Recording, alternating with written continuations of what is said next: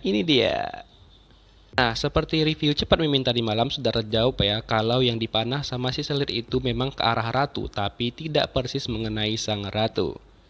Tapi malah kena ataupun nancap ke pohon gitu guys. Jadi si selir ini kayak menggertak sang ratu gitu guys. Kemudian mereka membicarakan tentang kematian Owol, pelayannya si selir, dan si selir menuduh ratu yang melakukan hal tersebut. Nah, si ratu yang nggak tahu apa-apa, dia justru kaget ya kan, karena dituduh seperti itu. Kemudian ratu menjelaskan kepada selir bahwa dia tidak tahu apa-apa mengenai itu dan dia tidak pernah melakukan pembunuhan terhadap makhluk hidup apapun. Tapi si selir yang udah busuk akal, dia tetap tidak percaya pada ratu, dan setelah itu dia pun gak ada akhlak banget ya, malah manah kepala si ratu ya, walaupun pakai pelindung itu nggak sopan banget ya kan. Sumpah gak ada akhlak bener nih selir. Aduh kesel Mimin. Nah, sedangkan pertandingan antara raja dan juga sepupunya ratu itu dimenangkan oleh sang raja. Jadi raja di sini sudah tidak dilihat lemah lagi oleh orang-orang yang menonton. Jadi tujuan raja tercapai ya kan. Nah, kembali lagi ke ratu dan juga si selir, akhirnya diumumkan siapakah pemenang pemanah di antara mereka. Ya tentu aja sang ratu ya kan. Dia memanah harimau yang poinnya lebih tinggi, yaitu 10 poin. Dan si selir pun gak terima, terutama si ibu suri. Dan si ratu pun dengan sombongnya bilang bahwa dia sudah memiliki bakat yang alami. Padahal ceritanya ya kalian tahu sendiri ya kan. Nah, si ratu pun seneng banget karena memenangkan hadiahnya. Asik.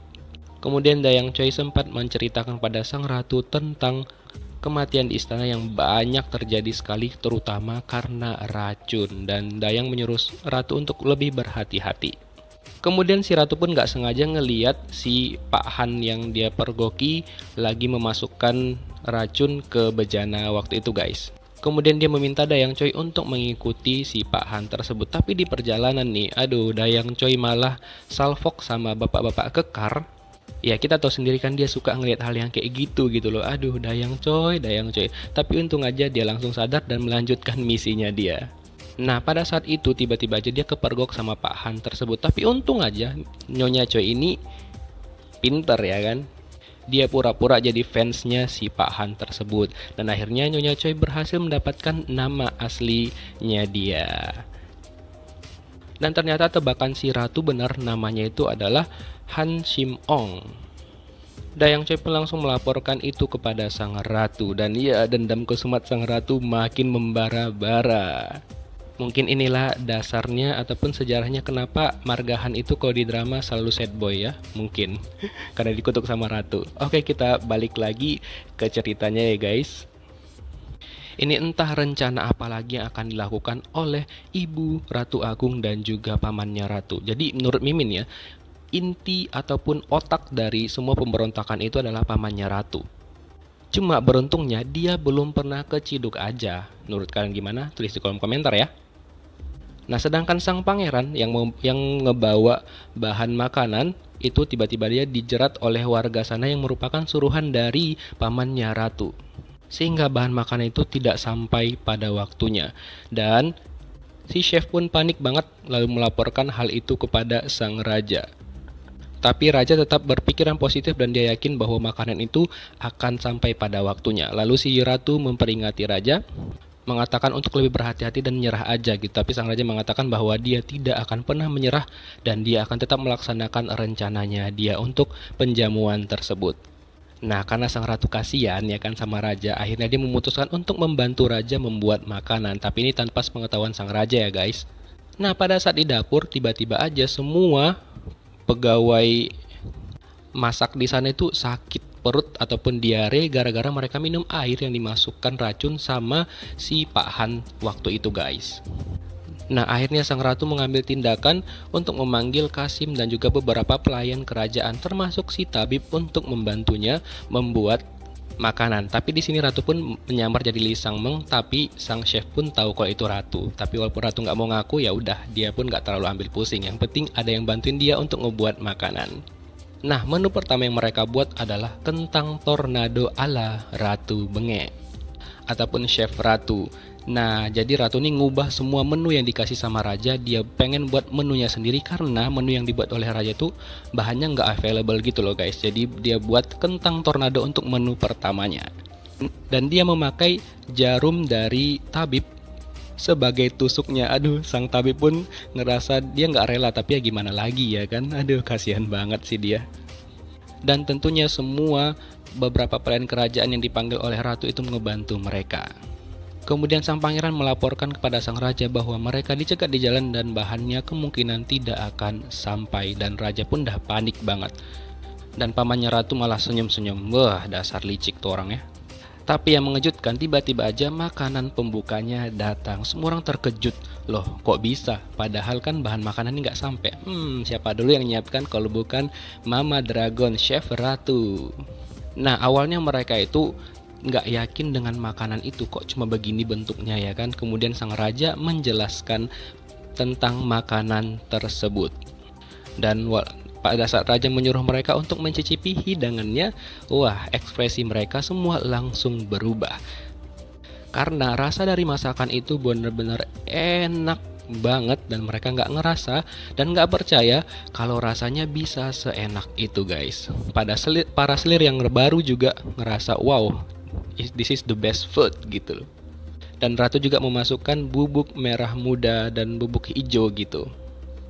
Nah, setelah itu, masakan kedua yang dibuat oleh ratu dan juga timnya adalah burger. Dan kalian tahu nggak, burgernya dikasih nama apa? Dikasih nama burger McD dong, McDonald. Sumpah, burger McD di zaman Joseon. Dan otomatis juga rasanya pasti enak dan menggugah selera semua orang-orang di sana. Dan timnya, paman ratu hampir aja keceplosan tentang mereka yang menghalangi bahan-bahan itu tidak sampai, tapi ya nggak sampai keceplosan, harusnya sampai ya kan. Dan makanan penutupnya ratu ngebuat jelly gitu guys. Wah, dan semua orang kagum banget dengan hasil karyanya ratu. Dan raja pun menjelaskan kembali seperti biasa tentang apa makanan yang sudah disajikan itu guys. Tapi sayangnya raja belum tahu kalau itu adalah buatan ratu semuanya. Dan es jelinya pun memiliki pesan-pesan tertentu gitu loh, kayak kita makan es pedal pop. Ingat kan maksud dan ngerti kan maksud Mimin? Nah, akhirnya sang ratu pun udah selesai, dia balik ke acara dan dia hampir saja kena tegur sama Ibu Suri. Tapi di sini ya si selir itu ngebelain si ratu karena dia tahu kalau ratu itu kayak dari dapur, karena dari bau badan ratu itu bau minyak. Ya, di sini Mimin hargain lah usahanya si selir ngebela si ratu, tumben-tumbenan ya kan. Ya, tapi itu pun karena demi raja kali, makanya dia mau melakukan hal itu. It's okay. Kemudian raja langsung memberikan pengumuman bahwa dia akan mengurangi pasokan makanan untuk kerajaan karena agar mereka bisa merasakan penderitaan rakyat-rakyat kecil gitu guys. Tapi di sela-sela itu tiba-tiba aja pamannya ratu langsung memberi pengumuman yang mengejutkan raja. Dia menyuruh Byong-in atau sepupunya ratu untuk menangkap prajurit-prajurit rahasianya raja dan langsung dipampang di situ loh.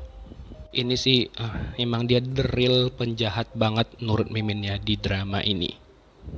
Nah, kemudian sang raja yang dari awal itu udah nahan emosi banget sama si pamannya ratu ini, dia langsung meledak emosinya dan gak bisa lagi menahan emosinya guys. Dan dia langsung meneriaki pamannya ratu. Tapi ya pamannya ratu ini masih lebih kuat dibandingkan si raja untuk saat ini guys. Dan dia masih bersikap santai dan dia meminta prajuritnya itu dipenggal kepalanya.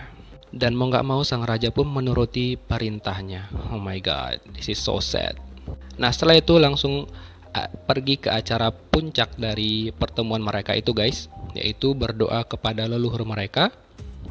Dan raja pun membacakan doa-doanya dan dia pun membakar sejenis dupa gitu guys. Tapi tiba-tiba aja pada saat itu dupanya meledak karena ada bahan peledak di dalam dupa tersebut. Kemudian raja pun langsung terpelanting dan wajahnya luka-luka gitu guys. Dan sang ratu yang panik banget langsung berusaha untuk membantu raja. Tapi yang keselnya adalah sepupunya ratu malah menghalang-halangi. Kesel parah. Dan itulah ending scene dari episode 12 ya teman-teman. Gimana menurut kalian? Silahkan yuk kita diskusi di kolom komentar. Thank you for watching. See you next video. Bye bye.